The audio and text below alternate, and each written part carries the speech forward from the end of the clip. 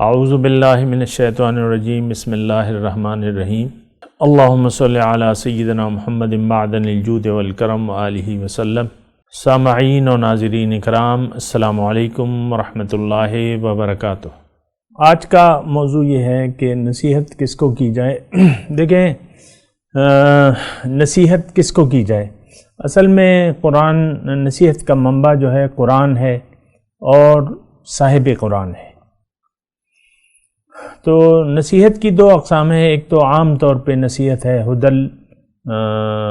یعنی عام قرآن سارے لوگوں کے لیے ایک نصیحت ہے۔ اللہ تعالیٰ نے ارشاد فرمایا ہے کہ کلا ان ھذہ تذکرہ فمن شاء ذکرہ، یہ تو ایک نصیحت ہے، بس جس کا جی چاہے وہ نصیحت حاصل کر لے۔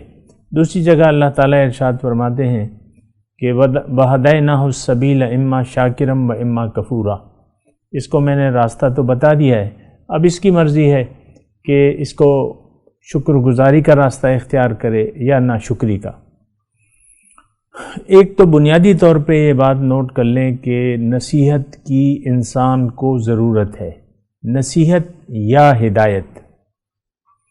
بہرحال آج کا موضوع تو نصیحت کے لفظ کے بارے میں ہے کہ نصیحت کس کو کی جائے۔ تو پہلے اصولی طور پہ یہ سمجھ لیں کہ انسان نصیحت کا محتاج ہے، یعنی نصیحت سننے کا اور نصیحت سن کر اس کے راستے پر چلنے کا یا اس کے مطابق عمل کرنے کا۔ یہ ایسی کوئی مخلوق نہیں ہے انسان دیگر مخلوقات کی طرح۔ مثال کے طور پہ جو دیگر مخلوقات ہیں ان کو فطری طور پر ان کی ہدایت اللہ تعالیٰ نے انہی میں ودیعت کر دی ہے، یعنی ہدایت پر وہ مجبور ہیں، ہدایت کے مطابق عمل کرنے پر وہ مجبور ہیں۔ انسان کو اللہ تعالیٰ نے خود مختار پیدا کیا ہے، لیکن اس کو اختیار بھی، یعنی انسان کو اللہ تعالیٰ نے خود مختار پیدا کیا ہے اور اس کو اختیار دے دیا ہے، لیکن اس کو اب نصیحت کی ضرورت ہے۔ نصیحت کی ضرورت اس لیے ہے کہ اس کی منزل جو ہے اس کا تعلق باطن سے ہے، دنیا سے نہیں ہے۔ دنیا کے کام تو ہم دیکھ رہے ہیں کہ ہر ایک اپنا اپنا کام اپنی ذہن کے مطابق کر رہا ہے ہر ایک شخص، لیکن جو باطن ہے اور جو کہ انسان کا مقصود ہے، یعنی انسان کا مقصود جو ہے وہ ظاہر نہیں باطن ہے۔ اب باطن تک اس کے عقل کی رسائی نہیں ہو سکتی، اب اسے ضرورت ہے نصیحت کی، جس کو اللہ تعالیٰ، جس کا ذمہ اللہ تعالیٰ نے اپنے اوپر لے لیا ہے کہ ان علینا للہدی، ہدایت دینا انسان کو میری ذمہ داری ہے، یعنی اس کی کامیابی کا راستہ بتانا۔ تو یہ اللہ تعالیٰ نے اپنے ذمے لے لیا ہے۔ اب یعنی انسان، ترتیب وار یہ بات ذرا ذہن میں رکھیں، انسان یہ مجبور نہیں ہے اپنی کامیابی کے راستے پر جیسے کہ دیگر مخلوقات ہیں۔ اللہ تعالیٰ نے اس کی جو مقصد ہے اس کا ظاہر میں نہیں رکھا ہے، ظاہر اس کا نہ مقصد ہے نہ ہو سکتا ہے، کیونکہ اس کو کچھ حاصل ہونے والا نہیں ہے ظاہر سے۔ جو بھی یہ کیا کرایا ہے، اس کا مال اولاد جو بھی ہے، وہ ایک دن جو ہے اس سے چلا جائے گا، ان سب کو چھوڑ کے چلا جائے گا۔ تو مقصود اس کا ظاہر نہیں بلکہ باطن ہے۔ اب باطن کی واحد حقیقت کون ہے؟ اللہ۔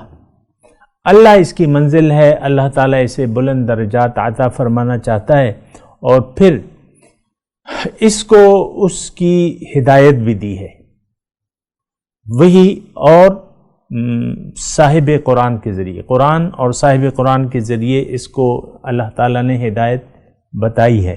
ہدن، یہ ہدایت ہے، وہ ذکر اور نصیحت ہے مومنین کے لیے۔ تو ایک تو یہ ہے کہ قرآن عام طور پہ انسانیت کے لیے راہ ہدایت بتاتا ہے، اور یہ قرآن وہ راستہ بتاتا ہے۔ ترجمہ میں پڑھ رہا ہوں قرآنی، ان ھذا القرآن یہدی للتی ہی اقوم، قرآن وہ راستہ بتاتا ہے جو سب سے زیادہ سیدھا ہے۔ تو سیدھے راستے کی ہدایت یہ ذمہ داری اللہ تعالیٰ کی ہے۔ وَهَدَيْنَاهُ النَّجْدَيْنِ، اللہ تعالیٰ فرماتا ہے میں نے اس کو دونوں راستے بتا دیے ہیں، کامیابی کا بھی، اور اگر وہ کامیابی کا راستہ نہیں اپناتا تو پھر ناکام ہوگا۔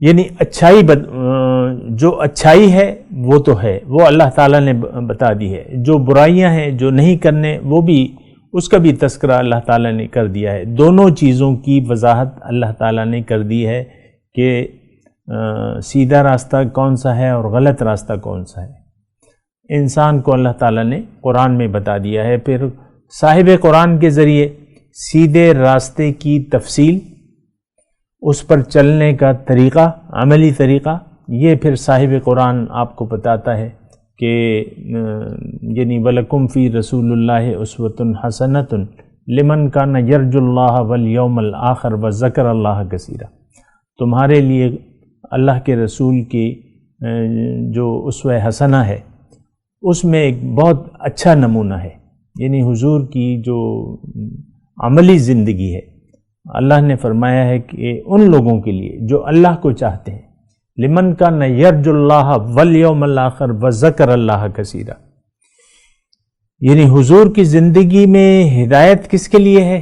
جو اللہ کو چاہتا ہو، جو اللہ کو یاد رکھتا ہو، یعنی اللہ اس کا مقصود ہو، اور یوم آخرت کی میں وہ کامیابی حاصل کرنا چاہتا ہو اور اللہ تعالیٰ کو بہت بہت یاد کرتا ہو، تو اس کے لیے نبی کی ذات میں ایک بہترین نمونہ موجود ہے۔ اب اگر کوئی، اب تھوڑی سی یہ توجہ سے بات سنیں کہ اگر کوئی سیدھے راستے کا طالب نہیں ہے تو ظاہر ہے اس نے تو منہ موڑ لیا ہدایت سے، ہدایت آئی اس نے اس سے منہ موڑ لیا۔ اب اس کو زبردستی ہدایت دینا یہ اللہ تعالیٰ کی پالیسی نہیں ہے۔ یہ ہدایت جو ہے سراسر اپنی مرضی کا معاملہ ہے، جو ہدایت چاہتا ہے اسے ہدایت مل جاتی ہے، جو گمراہی چاہتا ہے اسے گمراہی مل جاتی ہے۔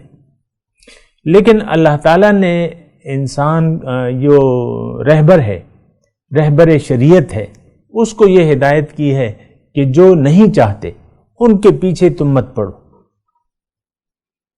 یعنی ان کے زبردستی ان کو قائل کرنے کی کوشش نہ کرو۔ انہوں نے تو ایک نظریے کا انتخاب کر لیا ہے، ایک مقصد کا انتخاب کر لیا ہے جس کا تعلق ظاہر سے ہے، باطن سے نہیں ہے۔ تو جس نے اپنے طور پہ یہ فیصلہ کر لیا ہے کہ میں نے باطن نہیں ظاہر کے پیچھے دوڑنا ہے، ظاہر ہی میرا مقصود ہے، محبوب ہے، مطلوب ہے، اب جو ہادی ہے، جو راستہ دکھانے والا ہے، اللہ تعالیٰ نے اس کو کہا ہے کہ اس کو اب تمہاری نصیحت کا کوئی فائدہ نہیں ہوگا، کیونکہ اس نے ایک فیصلہ کر لیا ہے۔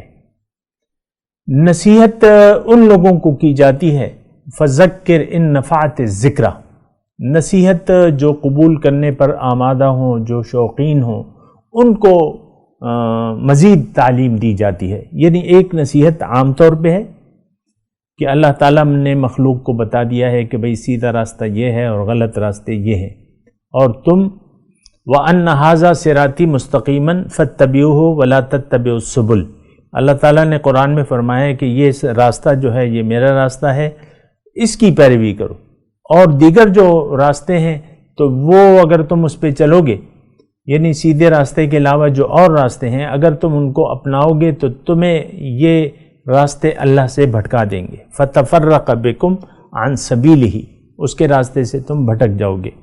تو بہرحال نصیحت جو ہے اللہ تعالیٰ، ہدایت جو ہے اللہ تعالیٰ دیتا ہے، لیکن اس شخص کو جو ہدایت کا طالب ہو، جو ہدایت کا طالب ہی نہیں ہے، اللہ تعالیٰ وَنَذَرُهُمْ فِي طُغْيَانِهِمْ يَعْمَهُونَ کے الفاظ قرآن میں آئے ہیں کہ میں ان کو گمراہی پر چھوڑ دیتا ہوں، کیونکہ انہوں نے اپنی مرضی سے غلط منزل، غلط راستے کا انتخاب کیا، فَنَذَرُهُمْ فِي طُغْيَانِهِمْ يَعْمَهُونَ، تو یہ پھر اللہ تعالیٰ فرماتا ہے میں ان کو ان کی سرکشی میں چھوڑ دیتا ہوں، اندھے بہرے ہو کر یہ اس پہ چلتے رہتے ہیں۔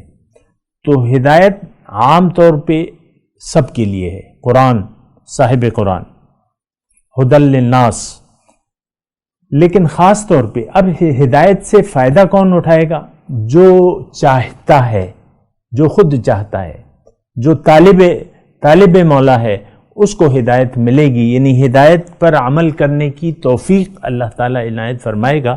یہ مضمون جاری ہے سامعین کرام، تھوڑی سی اس پہ اگلی نشست میں بات کریں گے۔ وآخر دعوانا ان الحمدللہ رب العالمین۔ مولاي صل وسلم دائما ابدا على حبيبك خير الخلق كلهم